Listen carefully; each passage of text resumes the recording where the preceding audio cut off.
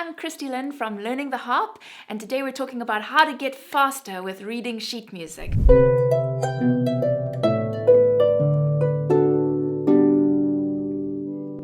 I've seen with some of my students that learning the particular notes and where they are in the sheet music is fairly straightforward, and most people, when they've got a good explanation, they don't really struggle too much with that part of things.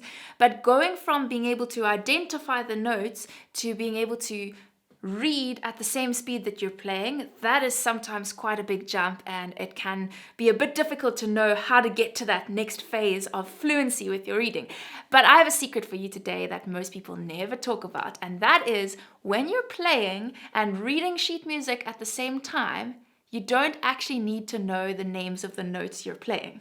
Now that's probably a bit of a bold statement because the way we learn to identify the notes in the sheet music is by talking about the names of the notes. But when I'm playing from sheet music and I'm playing quite fluently, I'm going at the speed that I need to play and I'm just looking at my sheet music as I go, I wouldn't be able to think of the name of each note as I'm going. So let me show you an example. In my arrangement of 1,000 Years, I'm on page 2 in measure 17. Now, if I were to try and play at that speed and read at that speed and think of the names of the notes, it would be like, okay, E and C, G E, E G E with a G in the left hand, A G D C, and I'm struggling even to say it at the right speed, and that was only the right hand. Then it's C and G, and then B and G, and then right hand again, E G E with an A in the left hand, E G E with an E in the left hand. I can't even get my lips around it, my lips or my tongue around it while I'm playing at the right speed, because that's not a very natural thing to do. When we're learning to read, it's a similar thing.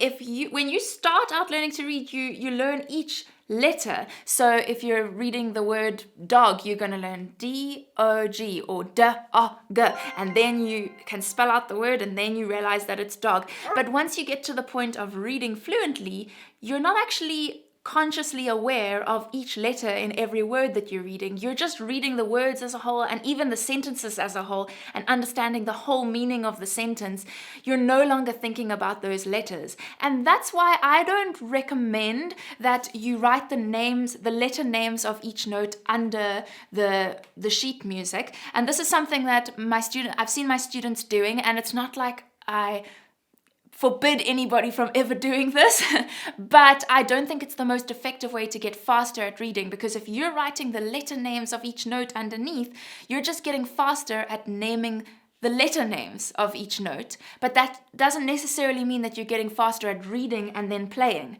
So what I recommend instead is to just get faster at the connection between I see this note and it's here, and then I see the next note and it's here, and also looking at the distance between these notes. So in measure 17, as I was just playing there in 1,000 Years, we have E and G. So those are a third apart, and I can see in the sheet music, instead of it being upright, vertical like our strings, it's horizontal, but it's a space to a space from the E to the G. They're both in spaces, and that's a third apart, and that means that it's from here to here, and I skip a string in between. So I need to get used to what it looks like in the sheet music when I go up 2 strings, and then what that feels like, and have a strong connection between that. Or, if, for example, in measure 18, where I have these 4 notes. So those 4 notes in a row, I can see in the sheet music that there's a bigger gap between fingers 2 and 3 on the D and the G, and then fingers 2 and 1 are right next to each other, and fingers 3 and 4 are right next to each other, and that's the A and G, and then the D and C. But I don't think of the names of those notes. I just look at that shape and I know that that feels like this, and I place them down together, and then I don't need to think of what the notes are as I'm playing them. I can play them at full speed and just watch the sheet music, and it all goes smoothly. And so the way we get faster at this is just by spending a lot of time reading new sheet music over and over and over and over, and it needs to be things that are easy for us to play. So if you're only ever reading sheet music of new songs that are a challenge for you, you're only learning to read the sheet music at the speed that you can learn the complexity of the piece. But what we need to do is take simple pieces that we can play immediately. We can just find the notes. Or maybe you're just going to play one hand of something really simple, and we don't even need to think about fingering. We can just play it with your second finger the whole time. It doesn't matter what fingering or even technique. Now, I know that this really works because I've seen it work in my own musical journey. So there was a time when reading sheet music was an effort for me. I had to find each note. I remember it quite clearly, and I was kind of embarrassed about it because it kind of showed that I wasn't practicing that much. But there was a point where I went from having to kind of read with quite an effort to suddenly being able to read really fluently and quickly, and it was second nature to me. And that point was when I spent a lot of time obsessively reading through a whole lot of sheet music.